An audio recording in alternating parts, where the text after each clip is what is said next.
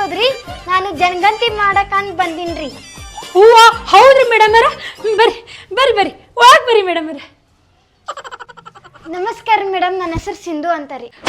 ನಮಸ್ಕಾರ ರೀ ಮೇಡಮ್ ಅವರ, ನನ್ನ ಹೆಸರು ಕಾಶಮ್ಮ ಅಂತ ಹೇಳಿರಿ. ನಾನು ಊರಾಗ ಜನಗಣತಿ ಮಾಡಕ್ ಬಂದಿನ್ರಿ. ಅಂದಂಗ ನಿಮ್ನಾಗ ಎಷ್ಟು ಮಂದಿ ಇದೀರಿ? ನಮ್ಮ ಮನ್ಯಾಗ್ರಿ 8 ಮಂದಿ ಅದಾವ್ರಿ. 8 ಮಂದಿ ರೀ ಮೇಡಮ್ ಮೇಡಮ್ ಮೇಡಮ್ ರೀ, ಅದ ಇವತ್ತಿಗೆ 8 ಮಂದಿ ರೀ, ನಾಳೆಗೆ 7 ಮಂದಿ ಹಾಕಿವ್ರಿ. ನಾವು 7 ಮಂದಿ ಅಂತ ಬರ್ಕೋರಿ. 7 ಮಂದಿ? ಅದೇಂಗ್ರಿ 7 ಮಂದಿ? ಅಂದ್ರ ನಾಳೆ ನನ್ನ ಮಗಳ ಮದ್ವೆ ಐತ್ರಿ, ಮತ್ತಾಕಿ ಮದ್ವೆ ಮಾಡ್ಕೊಂಡ್ ಹೋಗ್ಬಿಡ್ತಾಳ್ರಿ. ಅವಾಗ 7 ಮಂದಿ ಹಾಕಿಲ್ರಿ ನಾಳೆ ನಮ್ಮ ಮನ್ಯಾಗ. ಓಕೆ ಓಕೆ ಮೇಡಮ್ ರೀ ಮೇಡಮ್ ರೀ, ಮತ್ತೇನ್ರಿ? ಮತ್ತನ್ನ ಅರ್ಧಕ್ಕೆ 8 ಮಂದಿ ಆಗ್ಬಿಡ್ತೀವ್ರಿ ನಾವು. 8 ಮಂದಿ ಅಂತ ಬರ್ಕೊಂಬಿಡ್ರಿ. 8 ಮಂದಿ? ಅದೇಂಗ್ರಿ?